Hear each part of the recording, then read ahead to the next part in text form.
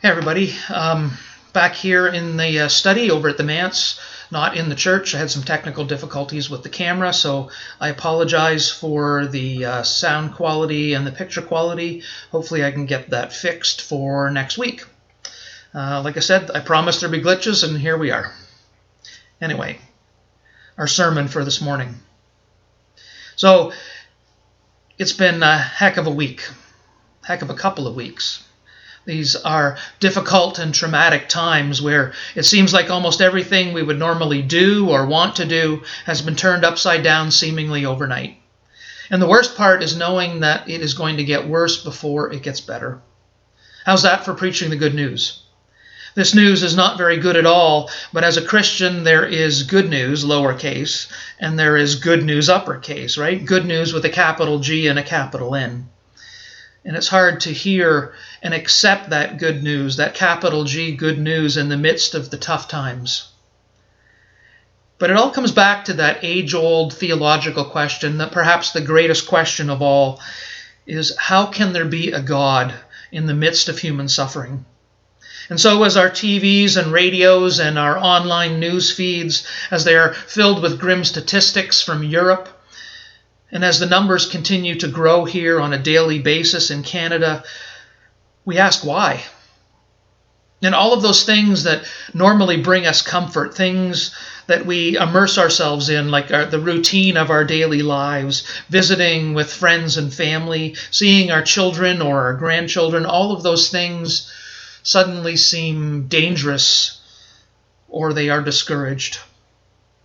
And here on this fourth Sunday of Lent, as we prepare for Holy Week, as we approach the crucifixion on Good Friday and the resurrection on Easter Sunday, we have this strange story from chapter 9 of the Gospel of John. It's a story that begins with Jesus healing a man blind from birth, restoring his sight. But then Jesus disappears for the remainder of this long passage while the man has to defend himself from his neighbors and religious authorities who are filled with questions and doubt and with anger and fear, saying, how can this be? Who healed him? And their unasked question, perhaps the most important one of all, what does it mean for us? And so everyone in this scene, the religious leaders, the neighbors, even the parents throw him under the bus, and the man himself, they all speak, but they all just kind of miss each other. They don't connect with one another. And Jesus only reappears at the very end of the story.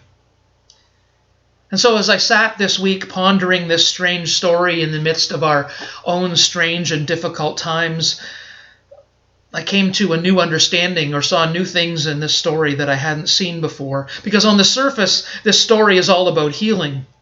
But this week, as I understand it more from the perspective of all of those people who were questioning what had happened. What was happening? And what does it mean for us?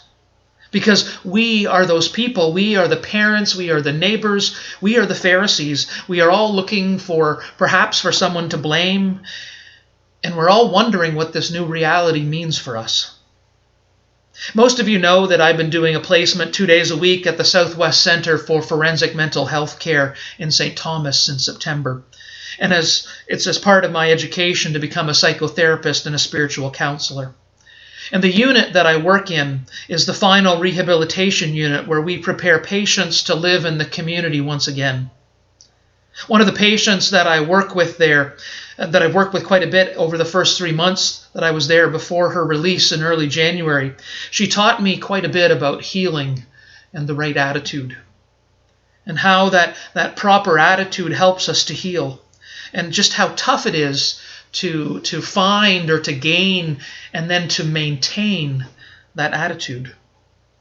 And so this patient, who I'll call Emily as a pseudonym to maintain her confidentiality, Emily told me that one day that living in a forensic psychiatric hospital for 2 years is pretty tough.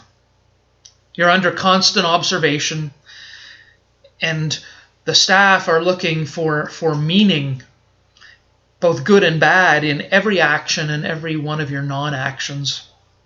And you arrive there at the hospital having been found criminally not responsible, and initially you either deny what you did or you blame it on everyone else and everything else but yourself. And then you deny that you're even sick, that you have a mental illness. So Emily had assaulted her spouse in the middle of the night, almost killing him, and was diagnosed with paranoid schizophrenia.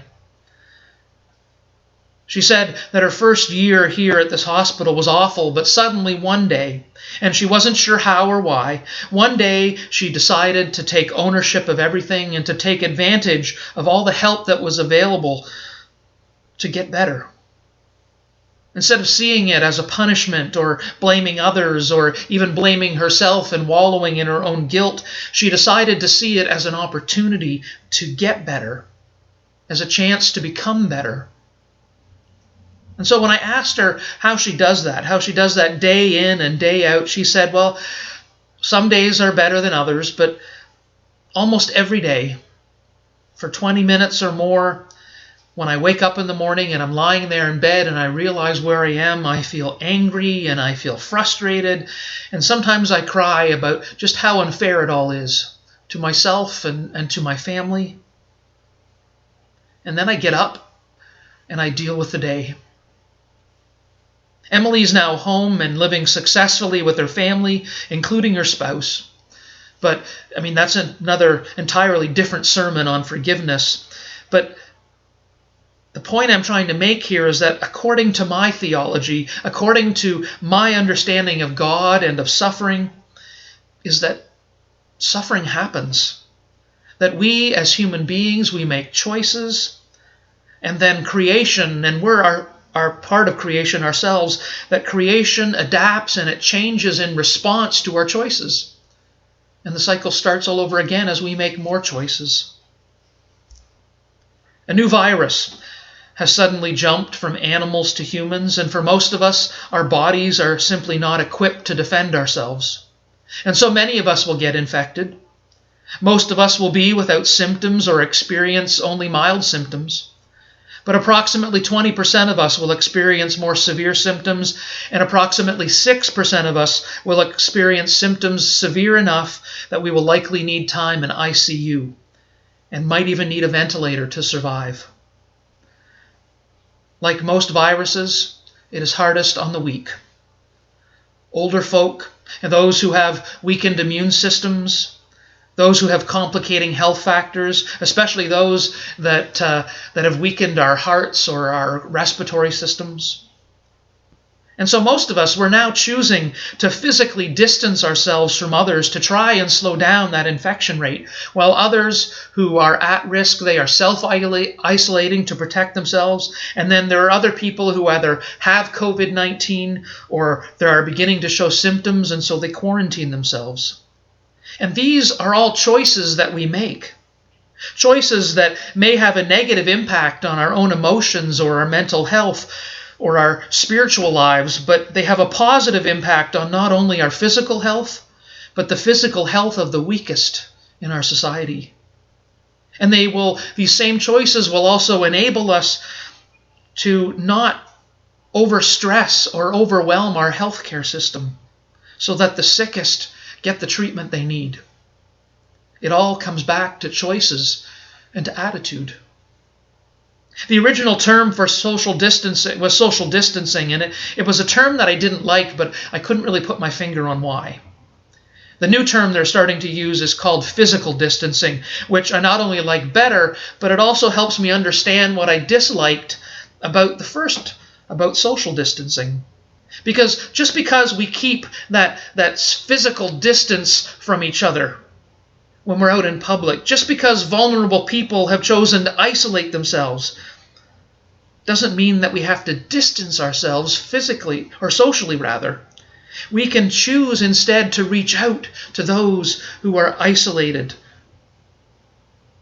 We can reach out through emails and texts and, best of all, phone calls. We can choose to narrow that gap. We don't have to social distance. We can continue to choose to be friendly and cheerful and positive when we're out in public or on social media, even when we are physically distanced. I was at the No Frills on Friday to get some groceries, and they were limiting attendance to a maximum of 50 people in the store. And the checkout line extended all the way from the from the cashiers all the way around back by the freezers and up the other side all the way back to the milk coolers, halfway around the store.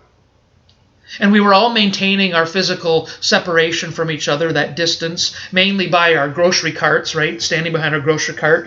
And so that was keeping our distance. And the line was moving really slowly because the cashiers were disinfecting between each customer.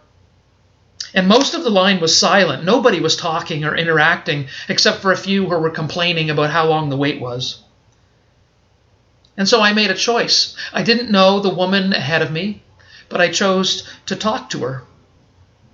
And initially, it was a few comments, and as we stood there in line for 20 minutes waiting for the line to move, we were eventually chatting and even laughing and making jokes and comparing stories. Physical distancing does not mean social distancing.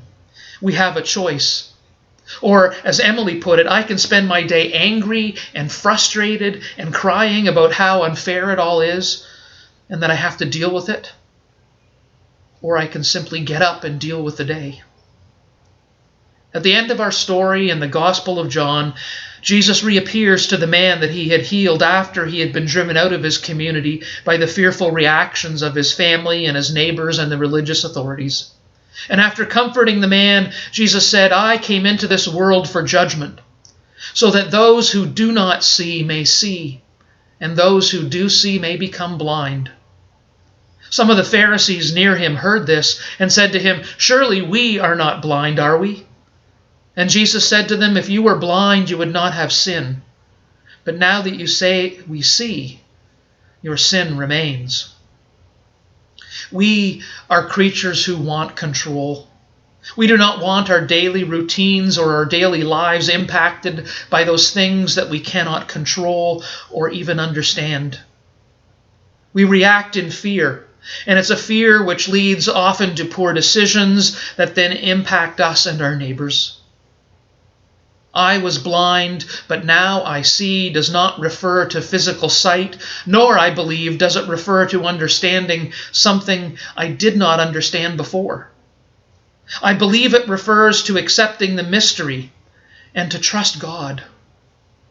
To trust that God will work through others, like our healthcare workers, like our public health agencies, like medical researchers, and like the governments we elected. That by trusting them and trusting each other, that it will not only get us through these uncertain times, but perhaps it will allow us to become better through the process. Amen.